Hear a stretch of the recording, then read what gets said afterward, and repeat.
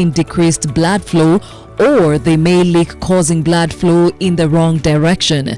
Rheumatic fever can cause permanent damage to the heart if not adequately treated. In Kenya, rheumatic heart disease is the biggest killer among cardiovascular diseases, followed by congenital, then coronary heart diseases. Kwa majina naitwa John Chege Kimodho. Mimi ndio baba ya huyu mtoto Joyce Wajiro ambaye akona ugonjwa wa heart rheumatic disease. Wakati alipozaliwa siku ya kwanza kufika nyumbani, mtoto akaanza kuwa mgonjwa. Ile ugonjwa alianza nayo ilikuwa ni kama pimples kwa uso, zilikuwa zinatoka na usai. Tukawa tunaenda hospitali hii na hii na hii. Dakika ya mwisho tukaenda hapa Muthaiga wakampima na daktari akamwangalia. Ndivyo alituuliza kama tunajua huyu mtoto wetu akona shida. Mimi nikamwambia nikimsikiliza nasikiaga kama roho yake inapiga, lakini nadhani sababu sijailea tena inakuwaga kawaida. Akaniambia hii si kawaida, ni very emergency, huyo mtoto apelekwe Kenyatta. Sasa tulianza matibabu Kenyatta, na hapo ndio alipimwa akapigwa picha, na hapo ndio alionekana akona hiyo shida. Alikuwa na umri wa kitu kama miaka 4. Daktari alituambia kulingana ni mdogo sana, kwanza watampatia dawa ambayo atakuwa anadungwa kila mwisho wa mwezi. Nanunua hiyo dawa na mpeleka anadungwa. Hiyo dawa hata si ya kumtibu, ni ya kuzuia tu ile magonjwa isimpate. Lakini hata akidungwa hivyo magonjwa bado inampataga. Shida ni kufugana mapua, homaishi, saa ingine huwa na tonsils, unapata macho yake imefura, na mapua sana inatoa, tunaweza sema nose bleeding. Ni kweli NHF inatusaidia, na mimi nilikuwa nailipa hata saa hii niko nayo, lakini sionagi usaidizi wake. Sababu ile kadi nikienda nayo pale Kenyatta hawachukui kadi ya NHF, wananiambia lazima mtoto awe ameraswa. Na ile pesa wananigharimu nikilinganisha na ya mtu ambaye ameraswa. Unapata mtu mwingine ameraswa siku 2, amechajiwa tuseme kama hata 10,000. Mimi naweza mpeleka nigharamia hata 15,000 na ni siku moja tu. Sasa mpaka na shido kadi ya NHF inisaidie. Ingekuwa inanisaidia kama inakuwa inagharamia gharama ya matibabu ya mtoto yote hata kama hajaraswa. Kwa sasa hivi huyu mtoto wangu akona miaka 12 na sijawahi ona cardiologist yoyote. So yes, today we look at rheumatic heart condition, and to help us do so, we have Samuel Arapsang living with rheumatic heart condition, and Dr. Yubrin Mora, who is an internist. And you said it is? Internist is someone who is a specialist in internal medicine. As someone jokes, it's all in the middle of your body, things going on from your chest to your abdomen, but a lot of conditions including diabetes. Okay, so today we're talking about the rheumatic heart condition, and it is said it's the sore throat that actually leads to the heart condition. So here we are talking about an infection that starts as a sore throat. The body tries to fight it, and then subsequently you have the army of the body, which is the immunity, turning against its own. It turns against the tissues of the heart, turns against the tissues of the joints, skin, brain, kidney. But because today we are addressing rheumatic heart disease, which is a result of the infection, which we normally call as rheumatic fever, it can affect the pericardium, which is the outer lining of the heart, giving an inflammation. It can affect the myocardium, which is the muscle, the actual muscle structure of the heart, giving you a form of inflammation we call myocarditis. It can affect the inner layer of the heart, which is the endocardium. And in this case then, because the valves are made up of that layer, and then you have infection, or not infection, but inflammation of the valves and subsequent dysfunction of those valves. It's said to affect children between 5 and 15 years old, though it can also affect younger children. So why that age bracket? 5 to 15 is when a lot of those sore throat infections happen. It's the time that it's school-going children who are in overcrowded classrooms, especially in resource-restrained countries like ours, where we're having 40, 50 kids in the same classroom, and then this infection, because it's airborne, it moves from one child to the next. So let's bring in Sam. 5 to 15 years, that is actually around the same age that you were diagnosed with rheumatic heart disease, right? Yeah, that's true. It started at the age of around 6, and then as it progressed, that is when now it started developing into the fever, as the doctor says. But it was just the simple sore throat, which was frequent. Like even after treatment, after some time, I also get the same. Sometimes even it affects the vocal cords, the voice cords, so that I could not talk in a way that people can understand. And were you the only sibling in your family that had that problem? Yes. So there's a genetic predisposition. It's not everyone who gets the sore throat who develops rheumatic heart disease. There's a familial link, yes, but again, not everyone in the family is likely to get it, but there's one person in the family who might get it. He talked about how he recalls getting a sore throat. A lot of the times, the patients will remember that I had a sore throat, then I had a rash, because normally it's not like, it's rare for you to just have one organ affected. So they'll remember that I had a sore throat, then subsequently I noted that I had a rash in my body, that's when the skin is infected, or my urine color changed, the kidney was affected, and then they'll report at that time I even had convulsions, because when the brain is affected, they have convulsions. Did your parents notice that you were struggling with this sore throat or recurrent fever or flu?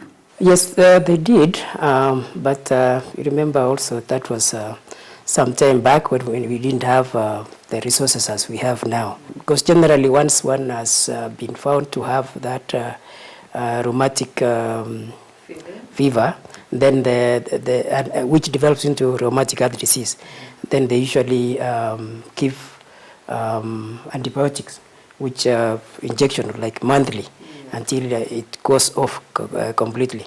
But in my case at that time, there was no such a thing. So it was like, once you feel better, you just continue. He's talking about back in the day, but even today, there are some health practitioners who have missed the symptoms of a rheumatic fever. Most importantly is the heart. What happens that they get this? They'll say that they have palpitations. They're feeling their heart is beating very fast, or they're having dizzy spells, or they are fainting, or their legs are swelling if their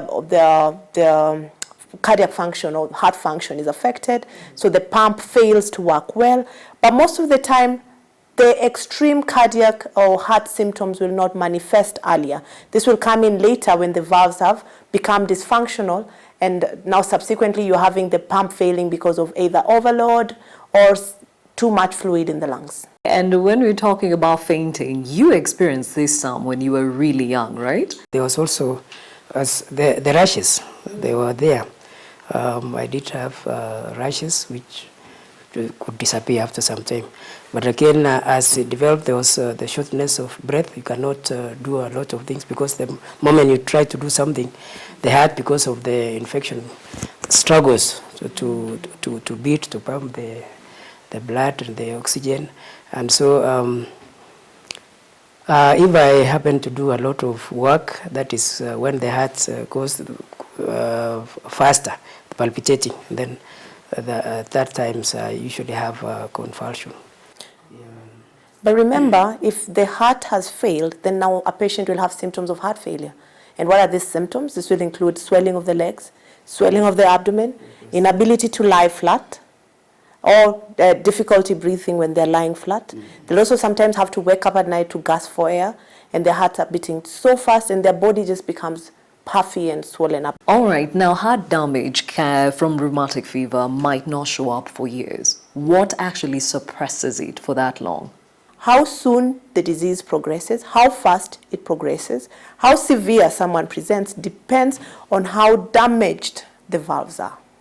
Yeah, and that can vary from one patient to the next, and it can also vary depending on how frequent, on how many episodes of rheumatic fever someone has suffered, because you can suffer recurrent episodes, or you can be treated, but you're treated suboptimally. Like, yes, you go with a sore throat, you're given antibiotics, but then what happens? You're not treated optimally because either the dose was small or you didn't complete the duration that you're supposed to take the antibiotics for. There are other environmental factors that I'd like you to touch on, which would probably inform why we are seeing more and more cases of rheumatic heart disease, and that will be right after this break.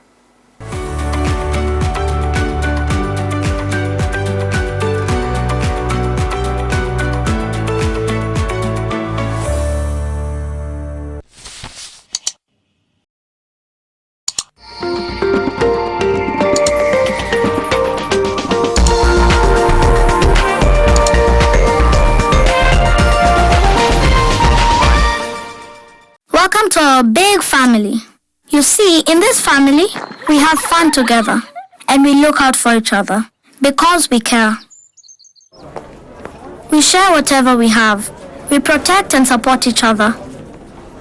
Welcome home, where we love and care for each other. We're so excited that you're joining us. Welcome to the new member of our Nivea family. New Nivea Petroleum Jelly Essence, enriched with glycerin for long-lasting moisture and protection.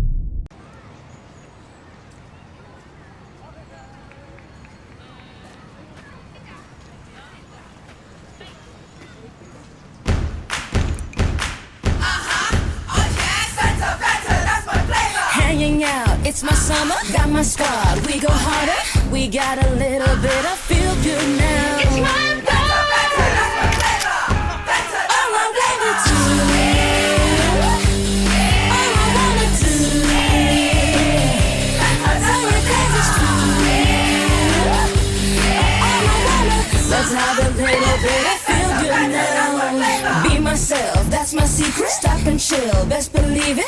This is the weekend, so we're getting down.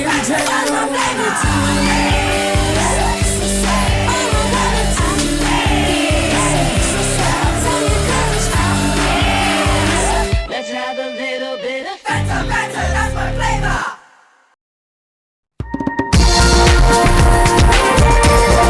This is NTV.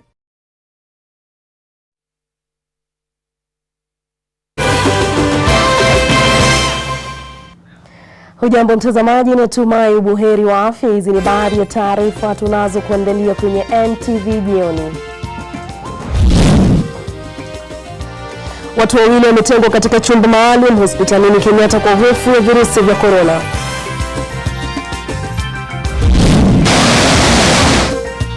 Mafuriko yaendelea kusababisha hasara katika maeneo tofauti nchini.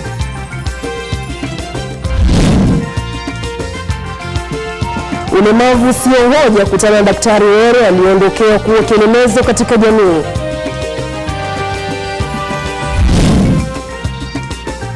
Na watu 20 wafariki wakikimbilia mafuta ya utakaso katika ibada Moshi, Tanzania. Na mtazamaji, kwa taarifa hizo na zingine usikose kuungana nami mwendo wa saa 1 kamili.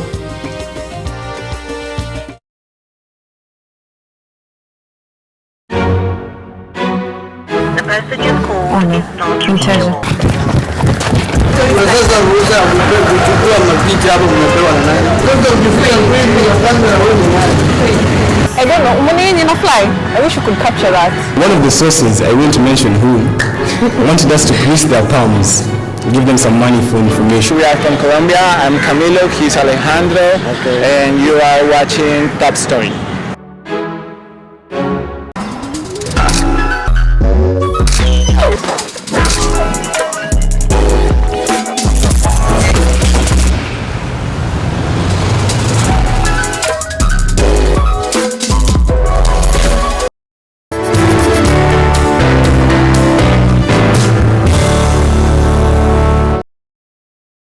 How to use our e-levy portal. Click Sign Up to begin the registration process. Once you have filled in all the necessary information, click Register and complete the registration process.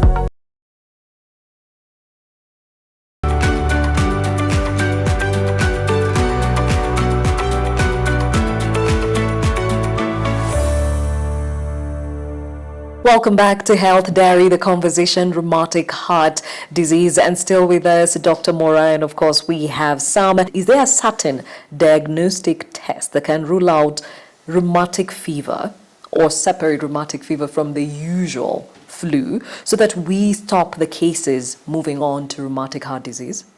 Yes, it's called an ASOT test that we used to do. But right now, the best diagnostic yield is to just you taking a swab of the throat and the infection and growing and identifying that particular bacteria that does cause the result to rheumatic fever. Most importantly, it's just make sure when someone has a sore throat, it's identified, because when we see an inclination towards a bacterial infection, then because we don't tend to just go and swab everyone and try and see is it beta, is it group A strep, beta strep. We just want to make sure that this is a bacterial infection. We need to treat it and treat it optimally, especially in children and in patients who are in the risk factor group, in that risk factor of getting rheumatic fever. What are some of the circumstances do you think you grew up in that probably fueled you getting the heart disease? The real problem was to do with me personally, because I usually like playing outside, mostly sometimes in the rain, and that is how I developed those colds associated with the sore throat. The other factors would include ventilation, because remember, let's just assume you went to a village in Wajir, okay?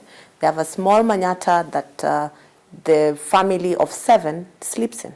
It's partitioned, so there's one tiny window, so there's poor ventilation in the room. So if one child got the sore throat, the rest would get it, because this is an airborne disease. But again, even science has shown that this age that is at risk is more prone because of the socio-economic status. If you move to the West, you realize that the geographic distribution of rheumatic fever, rheumatic valvular heart disease, these guys are seeing this going away because of all the revolution they had. They had this condition earlier on in the Industrial Revolution, when they were having the living conditions that we have now in Africa. And as earlier on I mentioned to you, Gladys, that rheumatic heart disease, rheumatic fever, rheumatic valvular heart disease is a health systems disease. Because it means if we are not putting the right measures to take care of our children earlier, we are seeing this disease still showing up in adulthood, in our young women during screening when they are pregnant. And if we take care of the source, then we take care of the effects downstream. Okay. What was the treatment plan for you? From what they found out was that the valve was already damaged. And so to continue with antibiotic, hopefully there was going to be some changes. So I was given, I was prescribed penicillin, which I took, but there was no change. So that when I was now around 20 years, almost 19 there, that is when again there was some American doctors who were coming here and cardiologists. So because of the condition which they had my file there at Kenyatta, they called me. And these doctors now, because I guess they were familiar with the case, they say, okay, the case can be treated, but not locally at that time. And what was this option of treatment? Surgery? It was surgery, yeah. It was like now with the valves, since they are completely damaged, it has to be removed so that you get a prosthetic one that can be able to function. And that's what you live on to date? Yes. So what are the other options, treatment options out there? Treatment option can be classified into either whether it's acute or chronic. So acutely, meaning the infection is recent. So we have to be able to have our healthcare workers that are trained to be aware, to identify this earlier on so that we don't have these problems coming in later in life.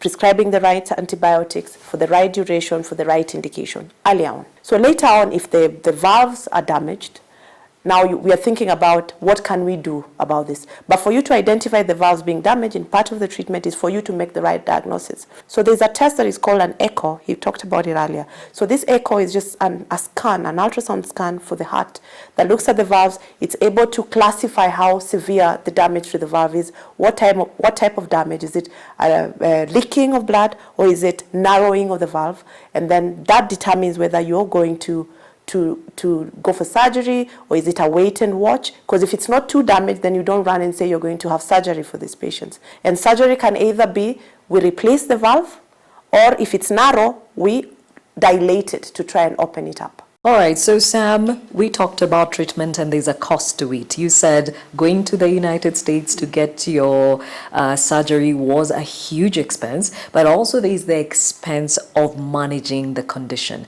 Talk about that.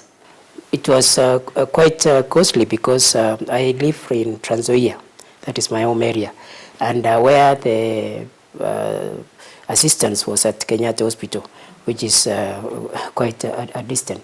And again, we didn't have so many cardiologists at that time. In the course of time, we met these missionary nurses who are working at the Catholic Hospital in Kitale. And then they have organizations that assist children from developing countries to be treated abroad.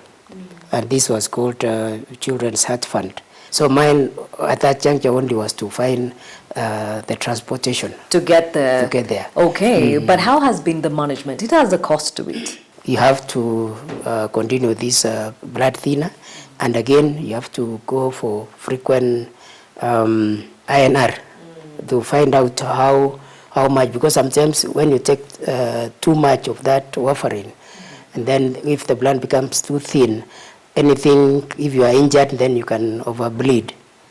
Because I don't know how it works, but it's like it prevents clotting. Yes. And that is the reason why you have to take, because of these foreign bodies, the valves. And it is quite costly because it's something that you have to take for a lifetime. Yes, yes, it is. So, I mean, it's a lifelong condition. You've got to be on medication. Isn't this one of the deterrents to getting proper treatment? He talked about going to the US, and I was smiling right here. Like, okay, fine, you know, this is so someone else is watching and they're thinking you have to go to the US. No, the treatment is available locally.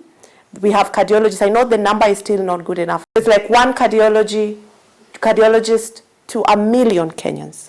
That is not acceptable. So we need to train more of our health workers, but the valve replacement surgery, valve replacement, valve repair is available locally.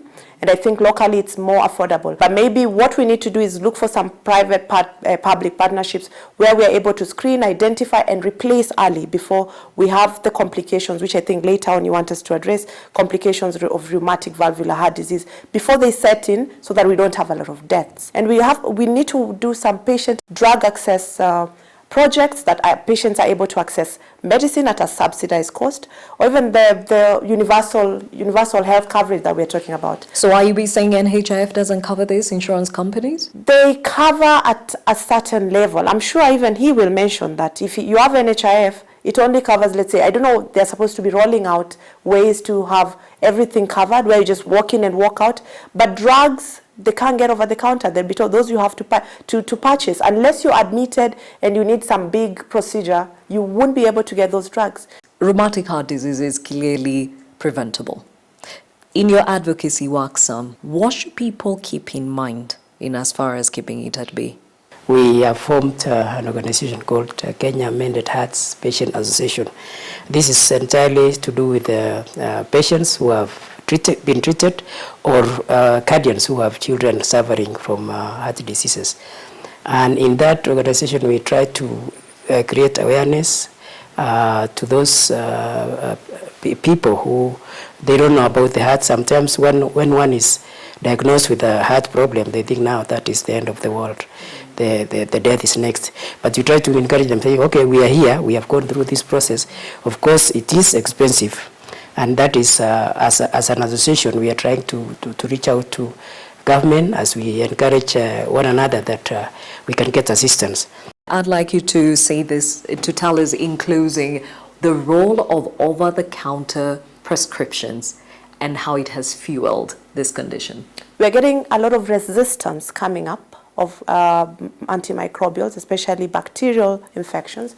And we said our discussion for today, the origin was from getting a bacterial sore throat. And what will happen then, we'll start having sore throats that are not responding to antibiotic, or we are using drugs, we are misusing or abusing the antibiotics. And so what we'll do ultimately is fuel the development of rheumatic valvular or rheumatic heart disease. So it just means we are going to practice poor medicine for poor people, and eventually we have poor complications that can be handled by our poor health system. Well said, Dr. Yubrin Mora, who is an internist, and Samuel Arabsang, living with rheumatic heart condition. Thank you for your time, and as you've heard, you have a lot to play in as far as keeping rheumatic heart disease at bay. Time now for the health tip. With pregnant women, it's always advisable you open up your legs for you to be stable. So she's going to sit like this and then work on that bicep slowly, okay? She can do 8 to 10 reps. The other workout is this one, squat. You can call it sumo squat, goblet squat. So she's going down slowly and up, okay? Slowly down and up. There's another one also that you can do without the use of any weight or anything. It's a slight bend and then press 1, 2, 3, 4, 5, and 6. Good job. Rheumatic heart disease, definitely lots of learning on a health diary today, and thank you for your conversations going on social media, and definitely your suggestions. Keep them coming through. My name is Gladys Gachanja, and we've been coming to you from the Radisson Blu Arboretum. Till next time, see you.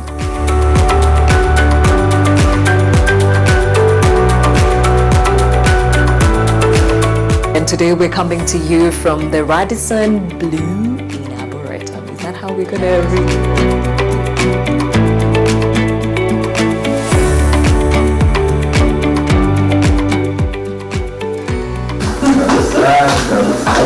read?